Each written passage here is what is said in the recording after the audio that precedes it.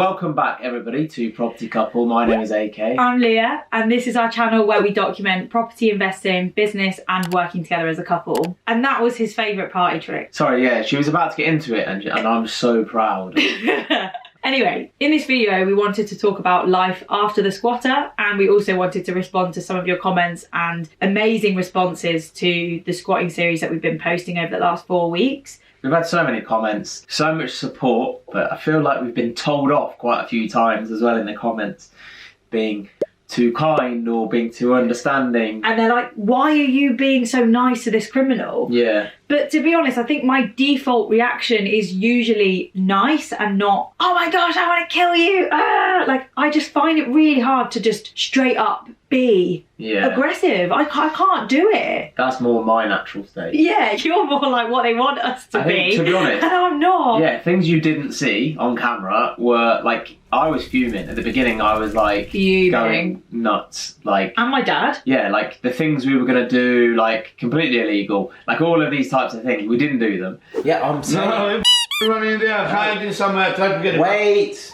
Right, he enters the property, right? You were just ready to like go in there and grab him and throw him out, just being totally honest. But we just decided as professionals we can't do that. And then another comment we've been having as well is about like entertaining Michael on that phone call. By the way, whenever we refer to him as Michael, we don't know if that's his actual name. Do you know what? I don't think it is. I don't think that's his name. Can I tell you something DCI Hatzakis as to why I don't think it is his name? Well, he told me his court case is on the 20th of February, so I signed up for an account on the lawpages.com. Of course you did. And I stalked all of the magistrates, the Grimsby court hearings around the whole of February, and there's not one case under his name. Of course there isn't. And there's no Michael. Of course there isn't. So he lied. Because when he put the name on the letter... Daniel Perry, when you interrogated him saying, oh, it said there was a Daniel Perry... He was like, Daniel Perry. He was like, no. Yeah. It was like, he was so bad at lying. Yeah, you're just like... Daniel Perry, is that a fake name? Daniel Perry, no. You wrote the name on the letter, Daniel something. No, not Daniel, but I don't know. Are you sure?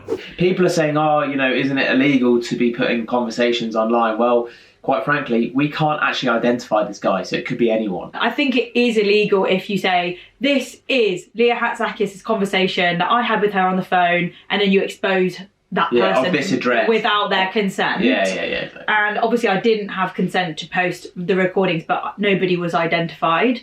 I took one for the team, I did it for the content as well, and to document this whole ride. Rewinding back to what I was saying a minute ago, about entertaining Michael on the phone. Why was I laughing at his joke? They often for a meal afterwards, free electric.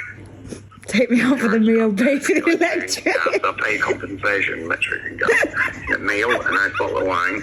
I was laughing out of shock. When he said, I will take you out for dinner to compensate for the electricity I've used, I burst out laughing. I was like, the audacity, like just the lightheartedness of his approach that was my awkward response. It was just laughter. When I look at the clips back, it is a bit weird. I kind of just let you roll with it. I think at the time I was just getting a bit sick of him because he was like slowly itching a little bit further over the line, and I was just like, mate, I'm done with you now. Also, people didn't see that the conversation was about 16 minutes long with him, and I'm not going to interrupt him. He's just talking to me like I'm a therapist or something, and then... The guys know what I'm going through.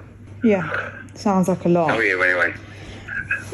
He's like, blah, blah, blah, blah, blah, blah, blah, and then he went, so, how are you? And I went, I couldn't hold it in because I was just like, he's just squatting in our property, telling me his life story about going to court and his dad and this and everything. And then he's asked me how I am, like we're mates having a coffee catch up. It was, for me, I found it very hard to be serious. So that was just something I wanted to respond about because I'd seen a few comments calling me out. Yeah, like we said before, we were getting a lot of comments almost kind of telling us off a little bit. Yeah. I've actually got one here if you want to read it out. Yeah. There was one person here that said, stop feeling sorry for criminals. He continued to state he has done nothing wrong, when in fact he knew he had. If you keep rewarding his behaviour with a free home or belongings, he will just keep doing this to others.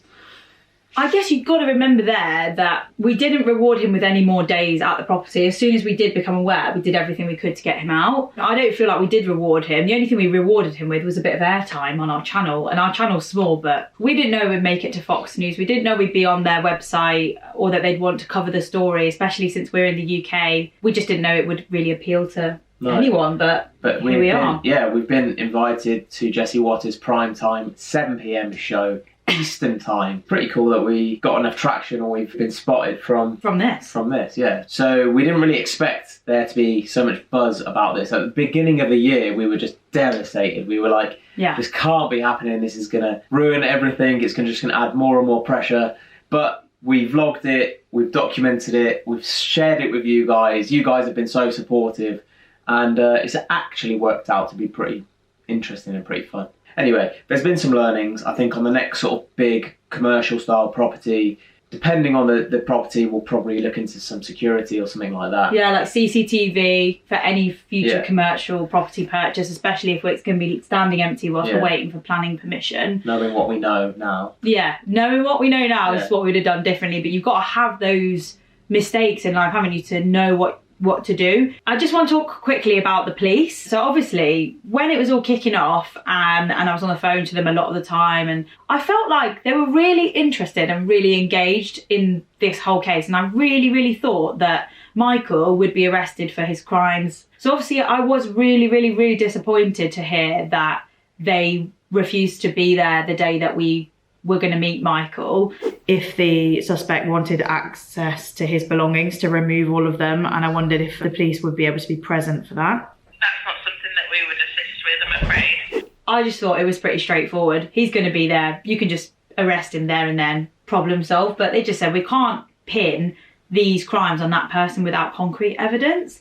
So that was disappointing for me. I was also disappointed by the fact that they said they'd like carry on looking into the case, but they never did. They never did call me back. They said they would on the last phone call. I think for them it was just such a low priority case. We've got to look at it like, to us it's the centre of our universe, but to them, to the whole of Grimsby and to all the other cases that are going on, it's probably pretty small fry. You know what else is really small fry? What? The fact that he could have done so much damage, but he didn't. Compared to squatting stories you see in America now, some of them are horrendous. Like I said, we got lucky. We got so lucky. We're definitely not going to deny that. Like we got lucky. We're pretty blessed there. A lot of people at the start just say, cut off all the energy supplies, cut off your electricity, cut off your gas, cut off your water. I read that it's actually really not a good idea to do that. If you switch off your electricity and your gas, then it's more likely the squatter or squatters might start a fire to keep warm or to cook things, and then that might cause more damage to your property. It might end up burning the place down, and then you need like to rebuild your whole house again. Nightmare. If you stop the water supply and they can't flush the toilets and stuff, they're just going to carry on using things, but the plumbing's going to be screwed and you're just going to need to spend more money fixing the problem. It's better to actually allow them to have access to the running water. Obviously, it's a bit annoying. I've had a bill from the gas for like 3,700 and I'm like, that can't be right. So there's so many like bill related things I need to do. But you know, these are all learnings. Each step of the way we're learning. And we are passing those learnings on to other people as well. So. I'd like to think so. I did see a comment from a landlord who commented on our squatting video saying, I'm experiencing squatters right now, I've got this property in London, and he explained his situation. It's way worse than ours. I just really felt for him because I was like, we got the most lucky anyone could get. Like, if it did end up costing thousands, I was saying to Lia, and I said it to Fox News, I was like, we would have had to have postponed or cancel our wedding. It would have cost thousands to get him out, and that would have just ruined our year. It would have ruined the entire year, genuinely. So just count my blessings now every day, and I really appreciate everyone who watched and shared the videos because it's a bit of a ride. Previously, I'm property couple and cliffhangers and stuff. We had a lot of fun making it. We did. I see the letter. Oh, the letter. My phone rings and it's the police. Right, I am a proper criminal. You can ask the police. And the project's not even done yet. The project is still, a couple of months left to go on that. We haven't had any major problems with it. We're going to keep you guys updated. So there'll be more vlogs on the actual project itself, on the progression of that as well. It's going to be finishing, or it should be finishing, very, very close to our actual wedding. So again, I know. I'm a little bit anxious there. It's kind of all coming at once. It's all coming at the same time, even though I kind of want to start looking for new deals as well. I know. I really don't want it to be like 3 days before the wedding and we've got to go up there, dress the property, make the beds, take the marketing photos, show tenants around. Like, it's just going to be all too much all at the same time. We'll do what we need to do. If I have to go up there in my suit, then I'll go up there in my suit. I'll sort of say, yep, do you do? Yep, I do, you do, I do, everyone does. Get married and then head up there.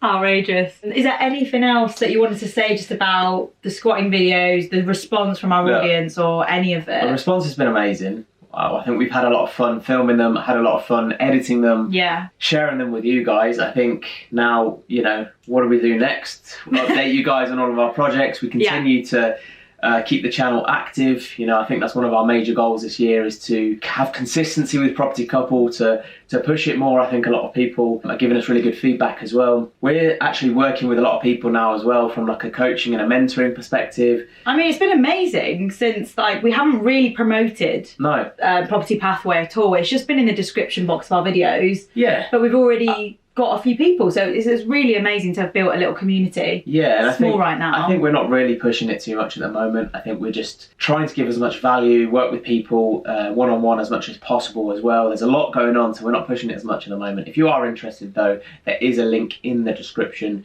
so you can just fill out a form there and it'll be me that gets back to you as soon as possible. Well, thank you guys so much for watching this video. As AK said, we've got project updates coming soon. We recently went up to the property post-squatter to record a nice little refurbishment update for you guys. We've got some Amsterdam vlogs coming out, so we took a couple of days to just chill out. Not in that sense, we didn't do any of that in Amsterdam. We just chilled out in a new city, walking around, enjoying ourselves, and we vlogged a little bit whilst we were there. So we hope you enjoy our future videos and what's coming up, and we'll see you next week. See you next time. Bye.